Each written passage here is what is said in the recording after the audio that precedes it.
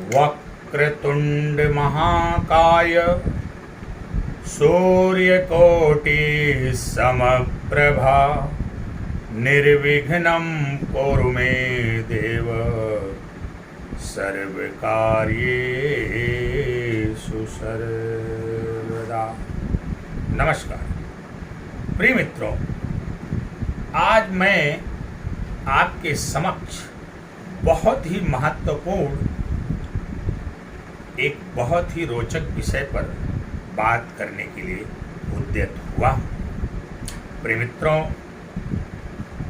जैसा कि आप सभी लोग अपने जीवन में भी और आसपास के लोगों के जीवन में भी देखते होंगे कि यहाँ पर कई तरह के लोग हैं। एक तो वो हैं जिन्होंने नौकरी कर लिया है, अच्छा पैसा कमा रहे हैं, या फिर जिन्होंने कोई बिजनेस व्यापार कर लिया है, अच्छा पैसा कमा रहे हैं।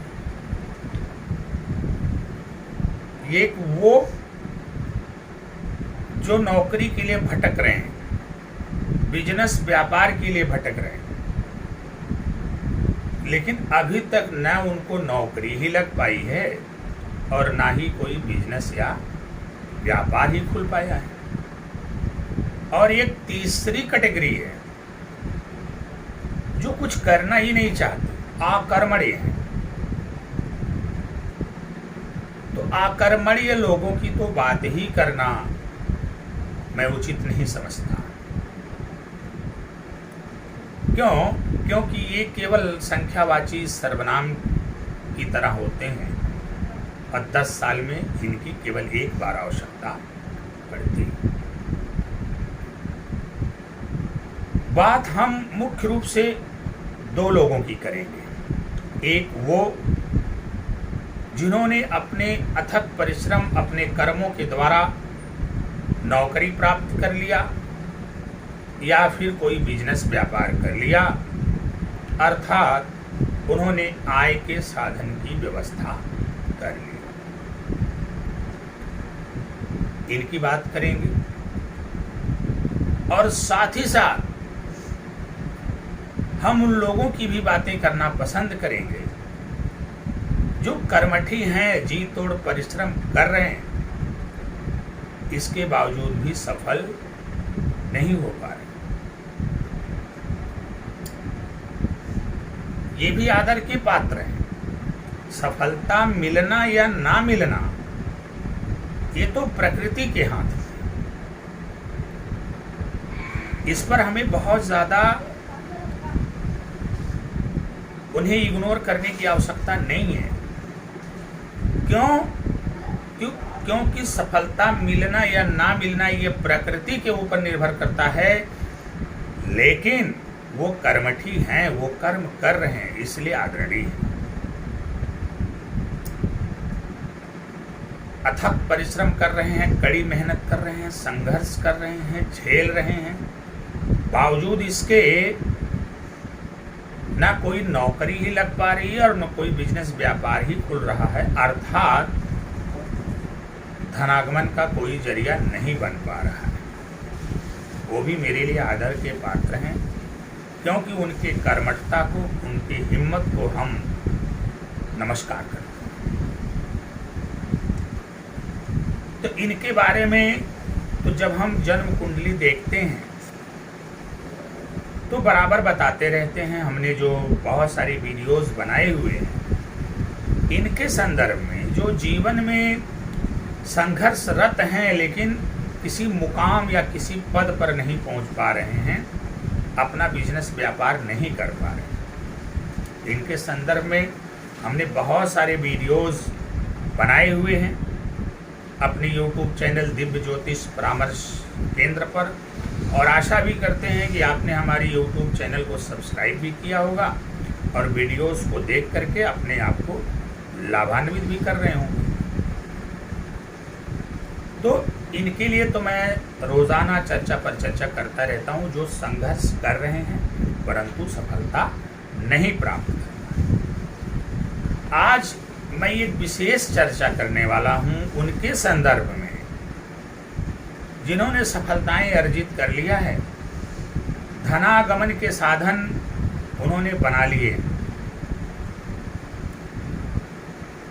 या तो कोई अच्छी जॉब कर रहे हैं, नौकरी कर रहे हैं, या फिर कोई बड़ा बिजनेस या व्यापार कर रहे हैं।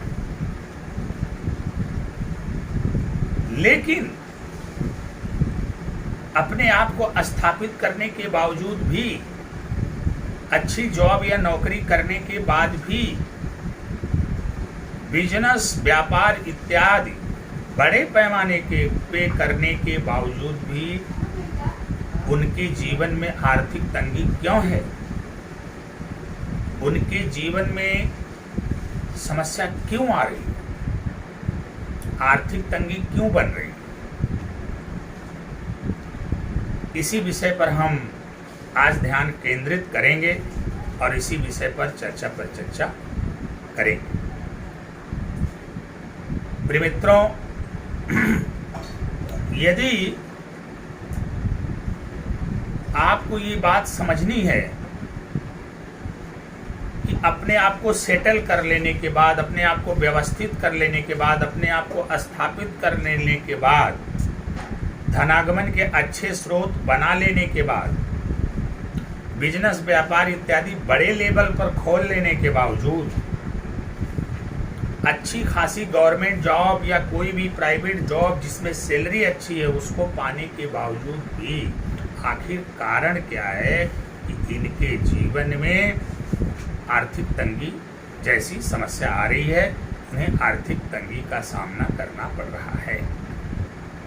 प्रिय मित्रों, अगर इस बात को समझना है तो आपको जन्म कुंडली के 3 भावों को समझना होगा।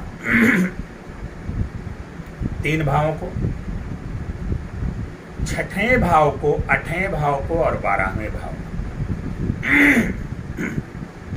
छठा भाव, 8वां भाव और 12वां भाव, ये तीनों भाव ऐसे हैं ये तीनों भाव ऐसे हैं मानो ऐसा लगता है जैसे प्रकृति ने द्रुत गति से दौड़ते हुए मानव रूपी घोड़े पर इन 3 भाव रूपी लगाम को लगा करके रखा हुआ है, ताकि इनके ऊपर नियंत्रण किया जा सके। ये जो भाव है ये मानवों के ऊपर लगाम लगाने का कार्य करते हैं। आप कल्पना करिए कि यदि आपके जीवन में, यानी मनुष्य के जीवन में रोग, रिप, ऋण ना हो, अचानक से कोई घटना, दुर्घटना या मृत्यु ना हो, या फिर अनावश्यक रूप से व्यय ना हो, उसे जेल जाने का, कोर्ट कचहरी इत्यादि का डर ना हो, तो आप जरा कल्पना करके देखिए कितनी भयावह स्थिति होगी, मानव कितना निरंकुश हो जाएगा। मानव अगर आज अंकुश में है, उसके ऊपर नियंत्रण है प्रकृति का,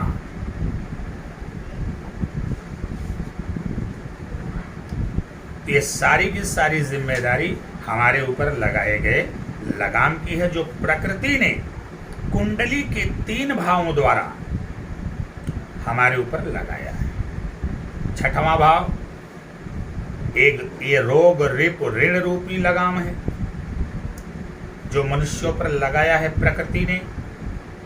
8वां भाव अचानक से होने वाली घटनाएं, दुर्घटनाएं और मृत्यु का भाव है, तो मृत्यु रूपी लगाम को लगाया है मानव जीवन पर प्रकृति ने।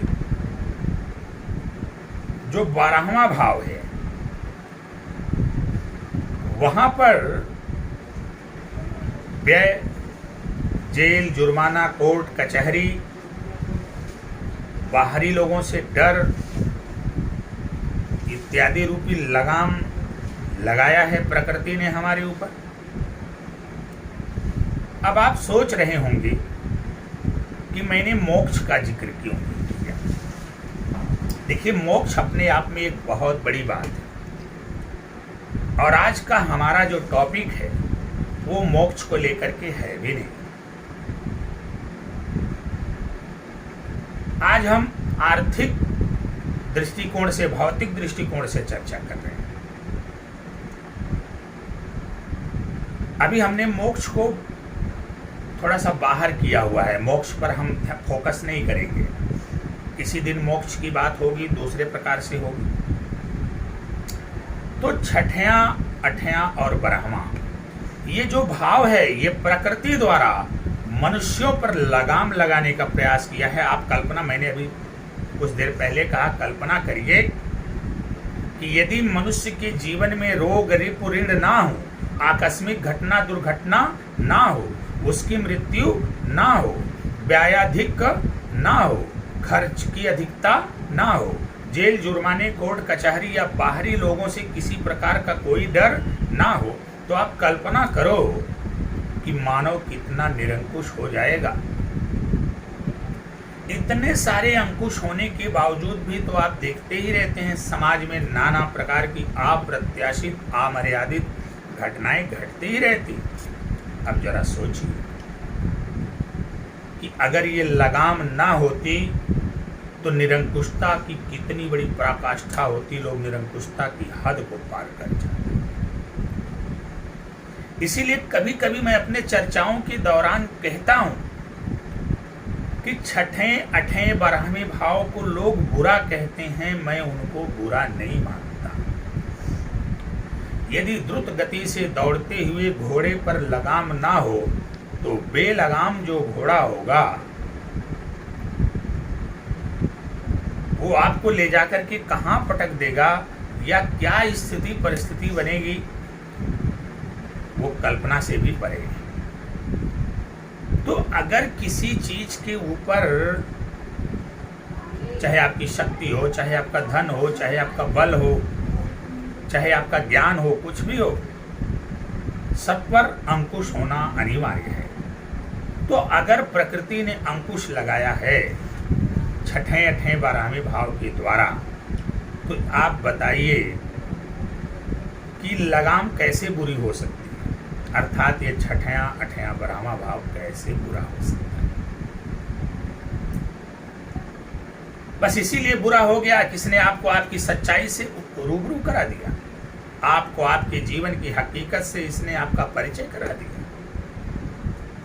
इन भावों ने आपके जीवन की सच्चाई को बताने का प्रयास किया, इसीलिए बुरा हो गया। इन भावों ने आपके ऊपर अंकुश लगाने का प्रयास किया, इसीलिए बुरा हो गया। ये बुरे भाव नहीं है, जीवन का सत्य यहीं पर छुपा हुआ है। अपने पूरे जीवन काल में इन्हीं 3 चरणों से होकर गुजरना है आपको।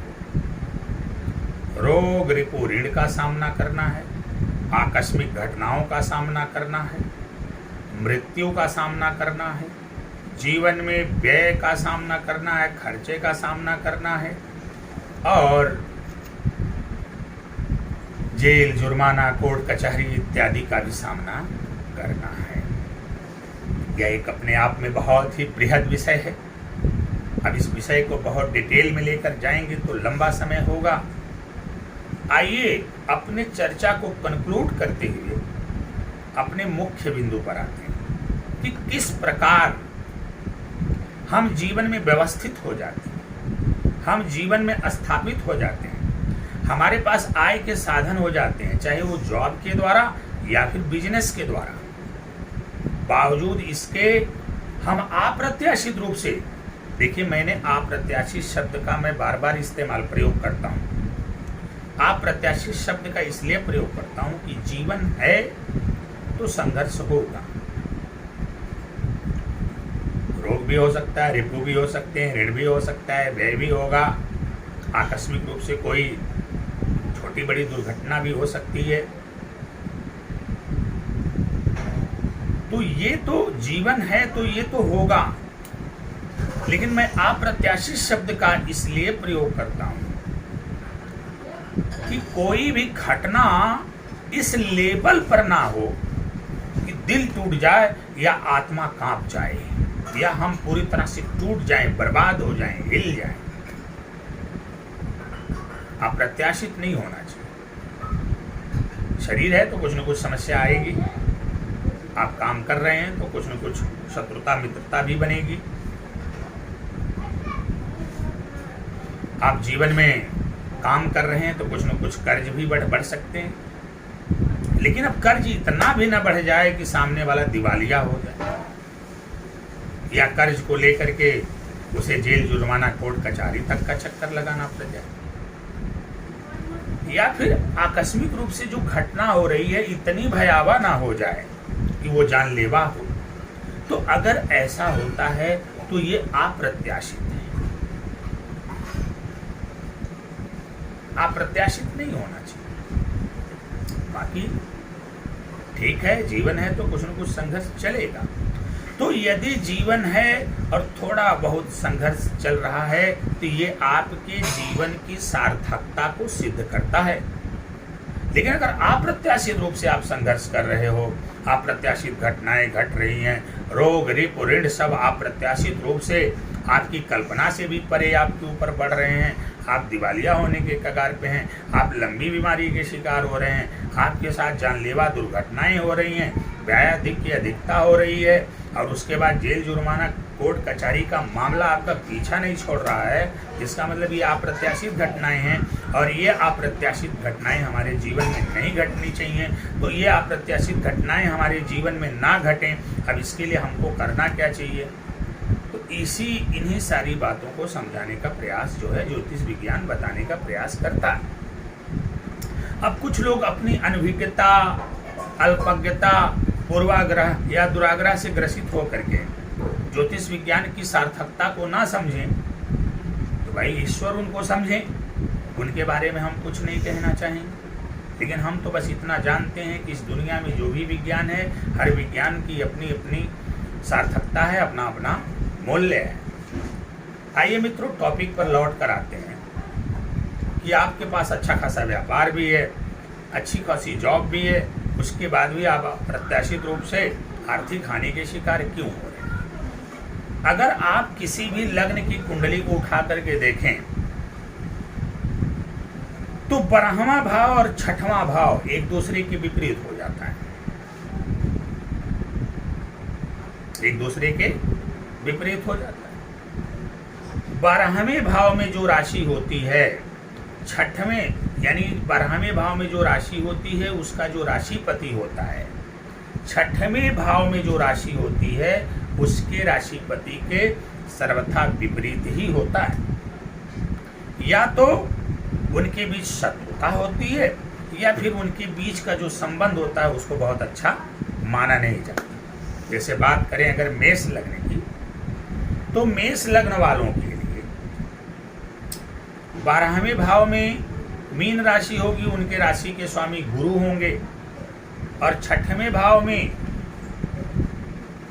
कन्या राशि होगी और उसके स्वामी बुध होंगे।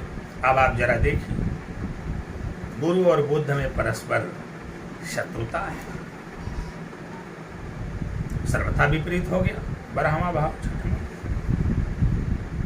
अगर बात करें वृषभ राशि की, तो वृषभ राशि के 12वें भाव में यानी व्यय भाव में मेष राशि होगी।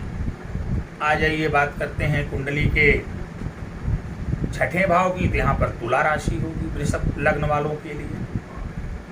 अब मंगल और शुक्र की परस्पर शत्रुता है, एक दूसरे के शत्रु। ऐसे ही आप देखेंगे तो जितने 12 लग्न हैं उनके 12वें भाव के स्वामी को आप अपनी कुंडली उठा करके चेक कर लीजिए और 6वें भाव के स्वामी को आप देखेंगे, दोनों एक दूसरे के परस्पर शत्रु ही मिलेंगे या फिर उनके बीच के संबंध अच्छे नहीं होंगे। जैसे अगर बात करें सिंह लग्न की, तो सिंह लग्न में जो 12वें भाव का स्वामी हुआ वहां पर कर्क राशि है 12वें भाव में सिंह लग्न के, तो चंद्रमा हो गए। अब सिंह लग्न के जो छठे भाव में आप देखेंगे वहां पर इनकी शनि की राशि हो,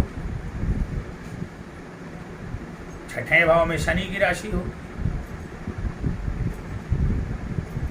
अब छठे भाव में शनि की राशि होगी तो परिणाम क्या होगा? शनि और चंद्रमा, वैसे चंद्रमा किसी को अपना शत्रु तो मानते नहीं, लेकिन शनि और चंद्र का जो साथ है वो अच्छा माना नहीं जाता। शनि और चंद्रमा का जो साथ है वो अच्छा माना नहीं जाता। तो हुआ क्या सिंह लग्न वालों के लिए? सिंह लग्न वालों के लिए अब शनि और चंद्रमा परस्पर इनका जो संबंध है ना, विष दोष का निर्माण करता है। तो यही मैं आप लोगों से कह रहा था कि जब आप 12वें भाव के स्वामी और छठे भाव के स्वामी को देखेंगे तो दोनों एक दूसरे के विपरीत हैं।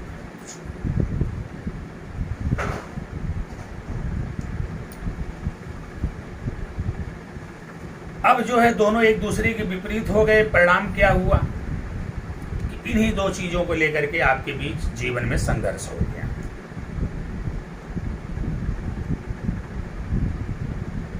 अब छठवां भाव रोग रिपु ऋण को बढ़ाता है और 12वां भाव व्यय को करवाता है। अब वहां पर अगर 12वें भाव का स्वामी कोई मित्र ग्रह हो जाता तो जो यहां पर रोग रिपु छठवें घर से बढ़ रहे हैं तो 12वें भाव का स्वामी अपने मित्र ग्रह का सपोर्ट करता और रोग रिपु ऋण से आपको मुक्ति दिलाता, परंतु ऐसा नहीं। 12वें भाव का स्वामी छठवें भाव के स्वामी का प्रायः शत्रु ग्रह ही होता है, इसलिए वो कोई सपोर्ट नहीं करता, कोई समर्थन, कोई सहयोग नहीं करता, इसलिए व्यय अधिक बढ़ता चला जाता है और आप परेशान होते चले जाते। अष्टम भाव आते हैं तो अचानक से कोई घटना दुर्घटना घट जाती है, अचानक से घटनाएं घट जाती हैं जीवन में, पता चलता आपका आर्थिक नुकसान होता है। तो मैं अपनी बात को संक्षेप करते हुए बस आपसे इतना कहना चाहता हूं कि यदि जीवन में आपके पास सब कुछ है, आपके पास बिजनेस है, व्यापार है, सारी व्यवस्था है, सब कुछ है आपके पास, बिजनेस, व्यापार, नौकरी इत्यादि, यानी धनागमन के सारे स्रोत हैं, इसके बावजूद भी यदि आप अपने जीवन में रोग रिपु ऋण, व्यय, कोर्ट कचहरी, आकस्मिक घटनाओं आदि समस्या से ग्रस्त हैं, तो आप एक छोटा सा काम करिए। छठवें भाव के स्वामी को, 12वें भाव के स्वामी को और 8वें भाव के स्वामी को देख लीजिए कि आपके छठवें भाव का स्वामी कौन है, 8वें भाव का स्वामी कौन है, 12वें भाव का स्वामी क्या। आप इन तीनों भावों के जो स्वामी ग्रह हैं उनकी आराधना करना शुरू कर दीजिए। ये जिन चीजों के कारक हैं उन वस्तुओं का दान करना शुरू कर दीजिए। ये जिन चीजों के, जिन व्यक्तियों के, जिन वस्तुओं के, जिन प्राणियों के कारक हैं उनके प्रति आप अपने अंदर सद्भावना, दया और सहयोग लेकर के आइए, अर्थात अपने आप को सत्कर्म से जोड़ दीजिए। ये आपको करना पड़ेगा, अन्यथा आप लाख उपाय कर डालें, लाख कुंडली चेक करवा लें, लाख उपाय करवा डालें, लाख जाप करवा डालें, आपको यथोचित लाभ नहीं प्राप्त होगा। तो प्रिय मित्रों, यदि आप अपने जीवन में रोग रिपु ऋण, कोर्ट कचहरी, व्याधि और आकस्मिक होने वाली घटनाओं दुर्घटनाओं से परेशान हैं जो निरंतर आपके परिवार में अप्रत्याशित रूप से घट रही हैं, तो आप इसके लिए 6वें भाव के स्वामी, 8वें भाव के स्वामी, 12वें भाव के स्वामी को पकड़िए, उनकी आराधना करिए, विधिवत पूजन अर्चन करिए, दान धर्म सत्कर्म पुण्य इत्यादि करिए। आप देखेंगे बहुत जल्दी ही इन सारी समस्याओं से आपको मुक्ति मिल जाएगी। आपका जीवन सुखी समृद्ध एवं खुशहाल हो जाएगा। प्रिय मित्रों, आशा करते हैं हमारा ये वीडियो आप लोगों को बहुत ही अच्छा लगा होगा। इसलिए यदि आप चाहते हैं कि इसी प्रकार की और भी रोचक वीडियो जो आपके जीवन को सुख समृद्धि एवं सफलता के मार्ग पर अग्रसर कर सकें, आपको निरंतर मिलते रहें, तो आप हमारे चैनल दिव्य ज्योतिष परामर्श केंद्र को सब्सक्राइब करें, बेल आइकन का बटन भी दबाएं, अपने मित्रों, अपने लोगों से भी सब्सक्राइब करवाएं। साथ ही हमारे चैनल में डाले गए वीडियोस को देखें, लाइक करें, कमेंट करें, शेयर करें, ताकि आपके साथ साथ ये वीडियो जहां तक पहुंचे वो दूसरे लोग भी लाभान्वित हो सकें। प्रिय मित्रों, एक बार पुनः आपसे कहते हुए कि जीवन में हर सुख सुविधा संपन्नता होने के बावजूद भी यदि आप रोग, रिपु, ऋण, व्यायाधिक्य, कोर्ट कचहरी, जेल, जुर्माना, आकस्मिक अप्रत्याशित घटनाओं से परेशान हैं और वो रुकने का नाम नहीं ले रहे हैं, तो आप किसी अच्छे ज्योतिषी से परामर्श करिए, अपनी कुंडली दिखवाइए, उसको चेक करवाइए और फिर 6ठे, 8ठे, 12वें घर के स्वामी ग्रहों का उपाय करिए। निश्चित रूप से आप देखेंगे चमत्कारिक रूप से आपके जीवन में आपको सफलता मिलेगी। इन सारी समस्याओं से आपको छुटकारा मिल जाएगा, आपका जीवन सुखी समृद्ध खुशहाल हो जाएगा, संपन्न हो जाएगा और सफलता के मार्ग प्रशस्त होने लगेंगे। एक बात और हम आपसे कहना चाहते हैं कि इस समय हम अपने चैनल पर विभिन्न लग्नों में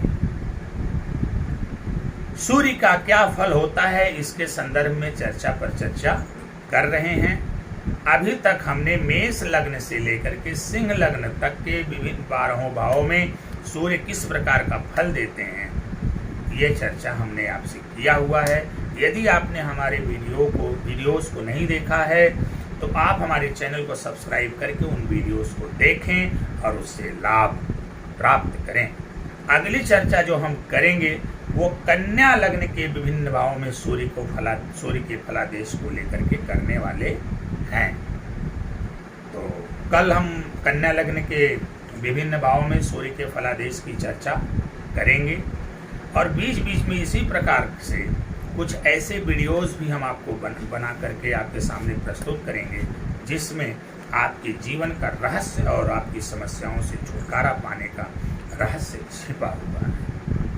एक बार पुनः आपसे निवेदन करते हुए कि आप हमारे चैनल को सब्सक्राइब करें, बेल आइकन बटन दबाएं, हमारे वीडियोस को देखें, लाइक शेयर कमेंट करें, आपके साथ साथ अन्य लोग भी लाभान्वित हों। ईश्वर से प्रार्थना करते हैं कि आप सभी लोगों का जीवन सुखी एवं मंगलमय हो। नमस्कार।